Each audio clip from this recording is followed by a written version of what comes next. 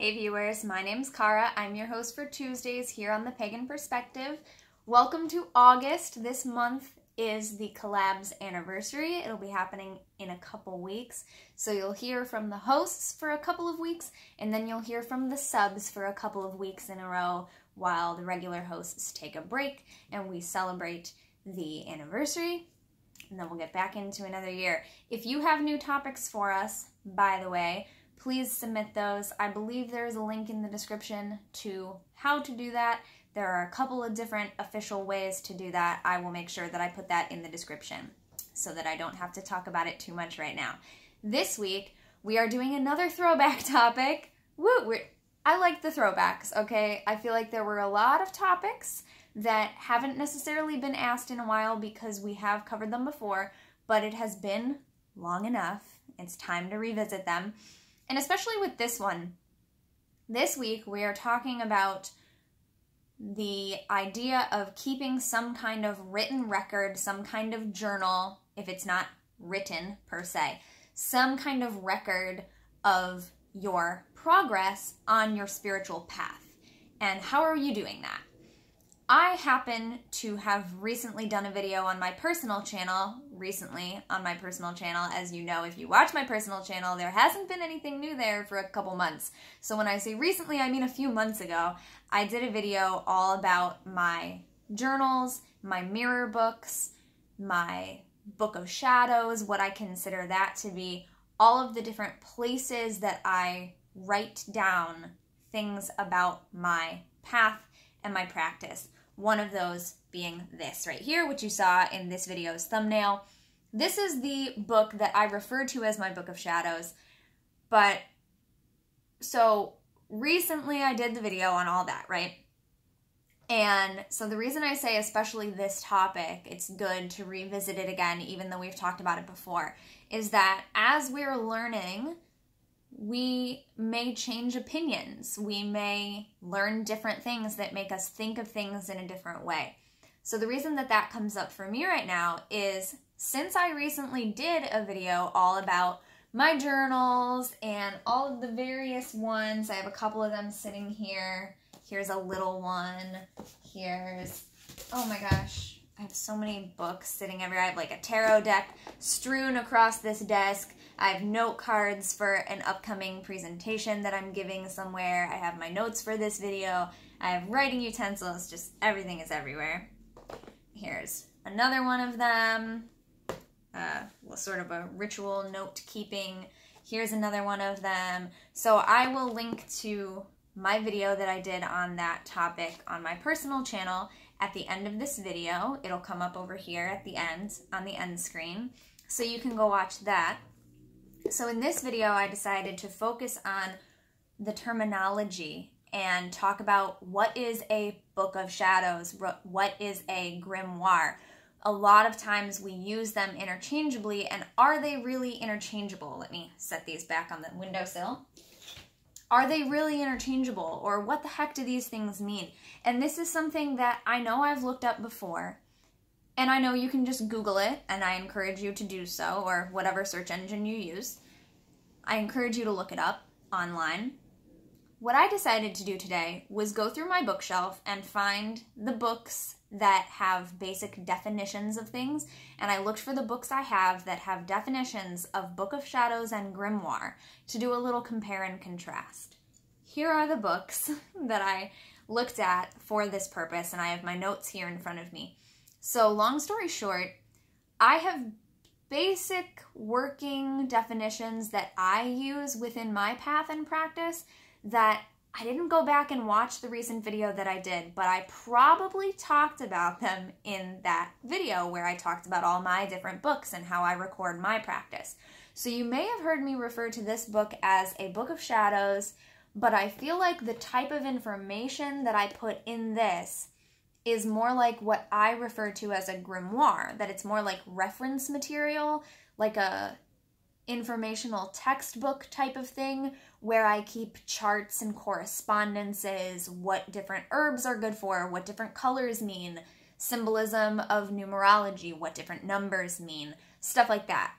And then the more personal revelations and stuff like that, like the actual day-to-day journaling, I keep those kinds of things in separate notebooks they're just spiral-bound notebooks. Not this one, but similar to this, which has different stuff in it. It's on my bookshelf here. And I refer to those as my mirror books, which again, I talk about in the other video more. But, so I think of a Book of Shadows as being more like personal spells and rituals and poems and like liturgy, if you will. Personal things that I've written or quotes that I've found that really touched me and that I wanted to remember. Things like that get put in here. And those are more the type of things that I feel like Book of Shadows means. But looking back through all of these things, I sort of have a different opinion of these terms now. So let's dive into it. I started looking at the book that I most recently read, the book that I most recently got. It is the newest of all of these books on this shelf right here, Traditional Wicca, A Seeker's Guide by Thorn Mooney, which you have heard me refer to in a couple of videos. I do highly recommend it. I have finished reading it now, and I will be doing a bigger review for my personal channel very soon. I have just not gotten to that yet, but I have finished reading it. And short and sweet, the reason that I looked back at this, because I read it most recently, I distinctly remembered that in this book, Thorn refers to, or mentions the Book of Shadows, and mentions that in traditional Wicca, that is Wicca based in a specific tradition that is lineaged and initiatory, talks about how the Book of Shadows, which is this book that gets passed down or that gets shown to people at their initiation when they're able to see this information and then they have access to it, but they may not get the physical book. You know, typically we think of it as something that you copy the one that belongs to your coven into your own personal book, whatever. To mention how that is essentially a body of liturgy or lore that previously would have been oral. So oral lore, orally passed down through the generations, that type of stuff. And it's a body of shared knowledge that really brings those people together. And so in the book, she mentions that the idea is two different initiates of the same tradition, but from different covens, maybe who were initiated on opposite sides of the world, but they were initiated into the same tradition. They would have a common body of knowledge within that Book of Shadows that belongs to that tradition, that they would be able to meet and have that shared body of knowledge that they both know that information that came down to them. And then there would also be personalized things that are individual to the coven, things that are individual to the practitioner. But that is the main way that Thorn refers to the Book of Shadows in a traditional context, that it is this shared body of knowledge, that it is not the witch's personal journal, that is a separate thing. So I started there. That's what traditional Wicca has to say. Cunningham, Wicca, A Guide for the Solitary Practitioner, talks about a Book of Shadows as being a workbook containing things like invocations, spells, rituals, and so on, which is usually in a traditional coven passed with initiation, or in a solitary format can be created individually by that witch. And so it's not, here's what my tradition does and here's what was handed down to me from my high priest and high priestess. It's, here are my personal beliefs and my personal set of ethics, my personal spells and rituals, whatever. But it's created individually. And this book, Scott Cunningham's Wicca, includes the Standing Stones Book of Shadows, a Book of Shadows that Scott Cunningham wrote and published here for people to look at and see what it is. And when you look through it, if you get your hands on a copy of this, if you don't own one, it is exactly what he defined it as in the book. It's invocations, it's spells, it's recipes, poems, step-by-step ritual, ritual format, things like that. It is not a personal diary journal type thing. That is I believe where I got the term mirror book. I believe that is a Scott Cunningham thing. I have not reread this book cover to cover to confirm that, so every time I have mentioned that within the past couple of years, I've always said, I think I got that from Scott Cunningham, and I think that because the one other person who mentioned that term before said that they got it from Cunningham, so I was like, oh, well, that must be where I got it, because that's all the stuff that I read at first was Cunningham. I have, like, several Cunningham books on this shelf over here. But anyway, the next one, Dancing Rabbit, The Way of the Horned God, A Young Man's Guide to Modern Paganism, by our very own Dancing Rabbit, one of the original members of the Pagan Perspective collaborative channel, right here. Dancing Rabbit talks about a Book of Shadows. Okay, so mentions it very succinctly. Not a long section of the book is about the Book of Shadows, but basically talks about it's a name for your journal where you're gonna record your progress on your path. And what I like and what I wrote down in my notes from this that he says is that a Book of Shadows is not holy scripture.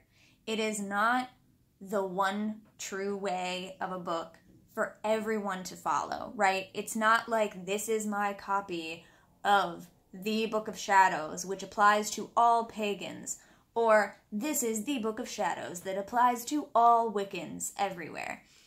It's individual to the coven, it's individual to the tradition in a larger sense, so each tradition has different things, but then it's also individual to the practitioner in certain ways and things that you can add to it. So he calls it a personal journal with spells, rituals, chants, and info. But as far as it being not holy scripture and not to be followed as such, I wrote down this quote from the book. Dancing Rabbit wrote, "Hopefully, it contains some truths and will help you discover more truths, but it isn't the truth, capital T, the capital T truth." I like that. Hopefully it contains some truths and will help you discover more truths, but it isn't the truth. It is going to be different than someone else's. One tradition's is going to be different than another tradition's. Stuff like that. One coven's is going to be different than another coven's. All of that.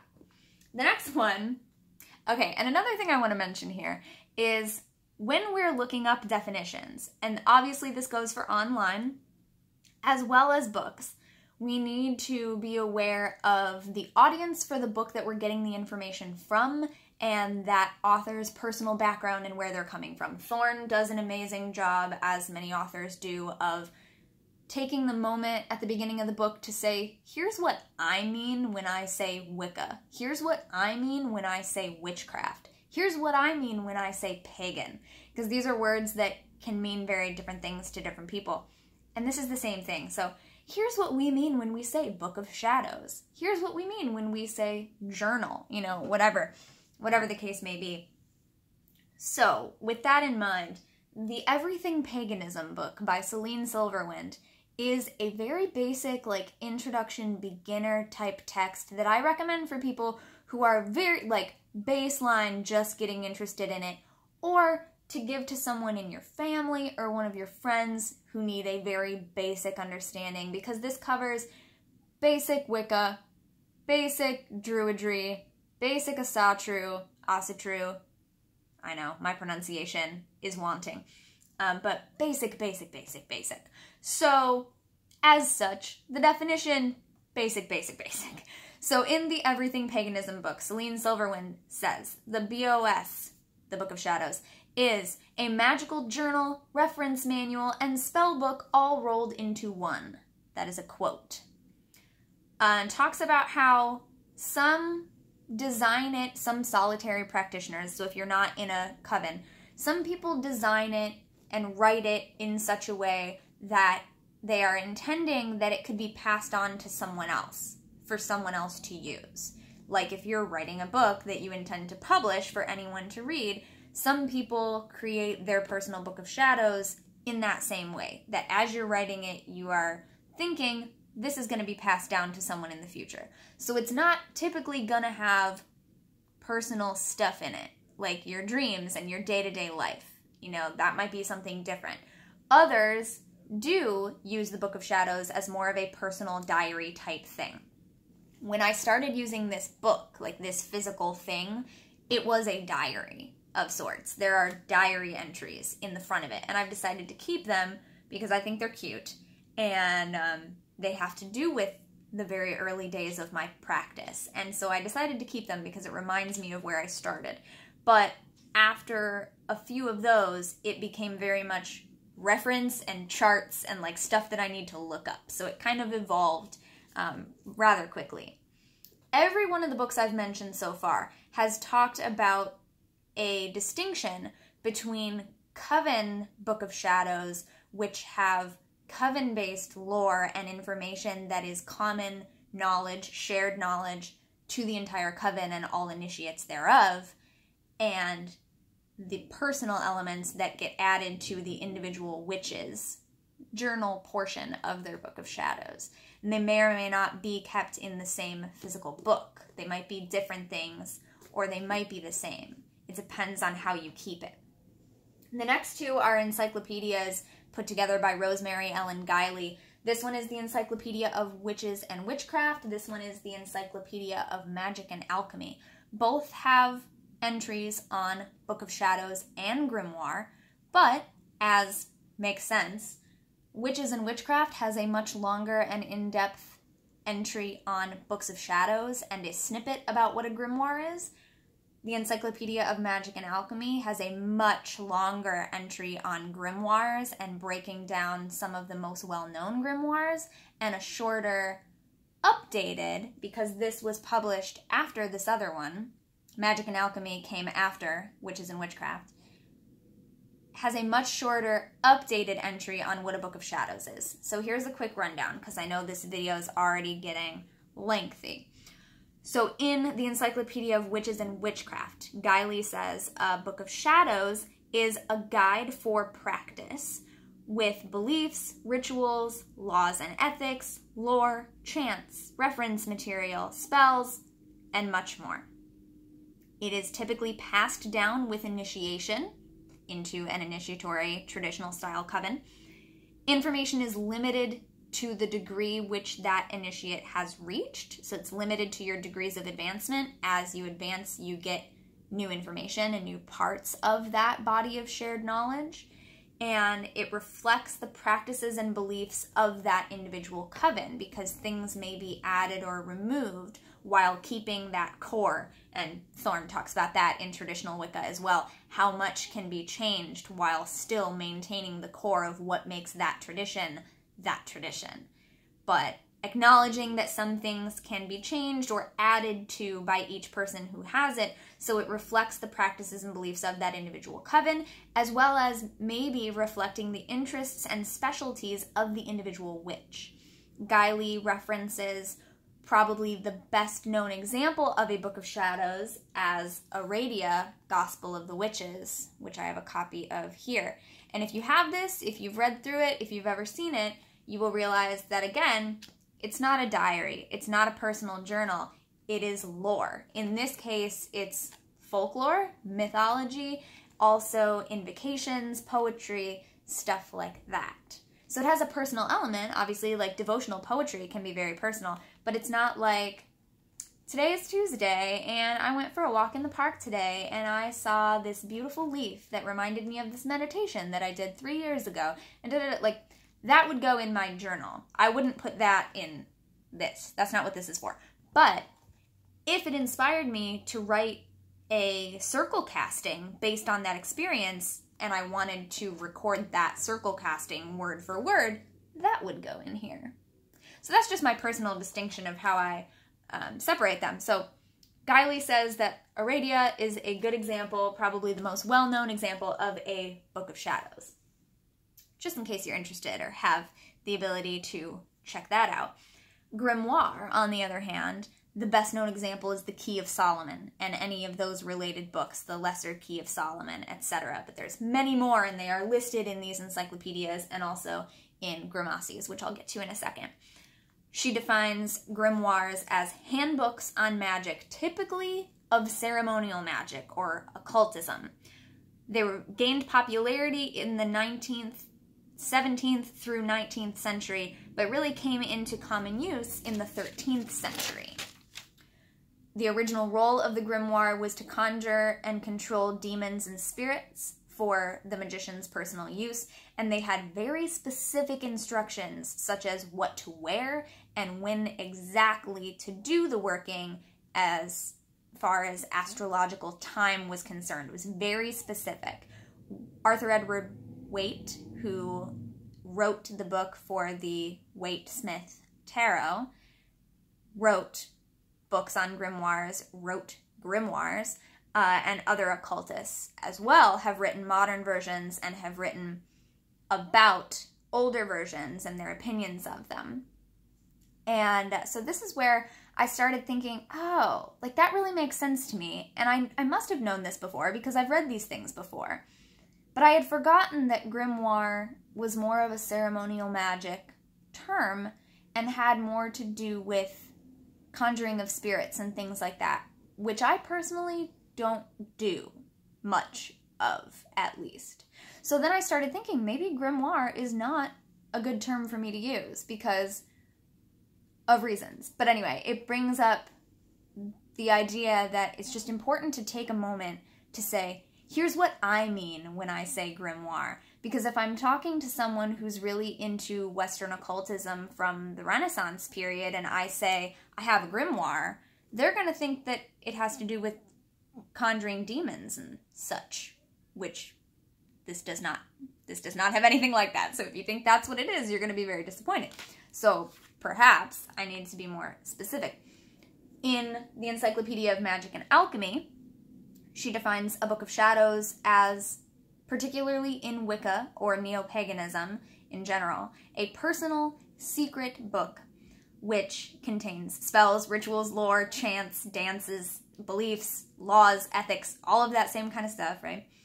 That is added to as the witch advances. So it's something, it's not static. It's something that you are adding to as you progress throughout your practice. Focus, camera. There we go. And for some, it does become a magical diary where you are making entries about things. Covens have a master copy that is a guide for all members of that coven. These are the little bit that's in there. And then much longer entry on the grimoire in the Encyclopedia of Magic and Alchemy by Rosemary and Guiley talks about how grimoire is a French term that means grammar book. And it is a handbook of magic used by magicians. It's very specific. It has all these things, right? But to me, the longer explanation in this encyclopedia really made it sound more like this is a textbook or it's a how-to guide. Really, like, here's how to do these things. Mainly refers to specific texts related to the Keys of Solomon. Raven Grimassi in the Encyclopedia of Wicca and Witchcraft defines a Book of Shadows as a ritual and magical book of a witch or a Wiccan, and also makes the distinction between there being larger ones for coven-based practice, a coven's Book of Shadows, or personal books of shadows used by solitaries that are created by themselves for themselves, and defines a grimoire as a book of ceremonies, rituals, and spells, usually dating from the Middle Ages. So this is referring back to, these are these specific texts from the Middle Ages, from the Renaissance, these, the Keys of Solomon related texts and things like that. So with that in mind, if we're thinking of just those things as being a grimoire, then I should never use the word grimoire for anything that I'm talking about, because that's not what my books are, that's not what they are. However, mentions also, quote, in modern Wicca, a magical grimoire is often part of a book of shadows, end quote. So we're talking about the grimoire as the type of information that goes into it, and that you might have a book of shadows that's all this stuff, right? And part of it might be what would be called a grimoire. So that makes sense. That seems to be more like how I've used the terms in the past, that I think certain types of information are more grimoire-y, and certain types of things are more book of shadows, and certain things are just journal entries that I put in my notebooks. The last one that I looked at is Solitary Witch by Silver Ravenwolf, because there is a section on the Book of Shadows. But it's not so much definitions as she gives kind of a short history of magical books and where the first magical books were historically noted, and terminology and where the terminology came from, talking about the Inquisition and how certain terms that we use today were kind of created around those times that we think of as the Burning Times or the Inquisition. And I just read Incantation by Alice Hoffman, which is about, takes place in the 1500s in Spain during the Inquisition, and just gives this idea of how terminology was created to try to make people sound bad, essentially. And then because those terms were there, Ravenwolf talks about, because those terms were already being used, actual practitioners were like, well, the word exists, so let's start using it. But they were not necessarily terms that were used before those times. So that's more what's in here. I was looking for a definition, but I got more of like a mini history and background of like, why do we say that they traditionally have black covers? Well, a black cover was a lot easier to come by in those times than a colorful cover, and would be a lot less conspicuous if you were trying to hide a book. Whereas today, it would probably be the least conspicuous to get a stretchy book cover, just like any book that you would get. It's back to school season, so now's a good time to get those. Cover your book with a regular old book cover, and it looks like everything else. You know, obviously, I don't have to hide my fabulous unicorn journal because nobody is poking around in my stuff, and I'm not trying to be secret. I'm out of the broom closet in my personal life and to my family and personal friends. However, just that kind of idea that, like, why a black cover is symbolically important, like magical symbolism is cool, but also had practical value as well. So yeah, that's what I did today. Just read through a bunch of things for definitions. Here they are. It's now getting darker out. I'm losing the natural light. So I will link my video and probably a recent video that I did for Pagan Perspective over here. Let us know in the comments. I want to know, what do you mean when you say Book of Shadows? What do you mean when you say Grimoire? Do you know much more about the history of the term Grimoire? And so I don't think I mentioned in these books, it kind of makes the distinction that although they might be very similar things, the term Book of Shadows is a much newer term, and Gerald Gardner began using it. It was inspired by an earlier text about shadows. Some people call it a book of light and shadows, emphasizing the duality. Dancing Rabbit talks about that in his book, emphasizing the importance of duality and balance in our paths, that, you know, it's not all light, it's not all dark, it's both day and night, good and bad, all of these. It's not just black or white, it's both and all and nothing, and kind of giving a nod to that, which is definitely a big part of my path as well. So let me know your opinions on all those things in the comments, and check out these books. I recommend them. I will see you next week. Don't forget to be awesome, blessed be, and goodbye.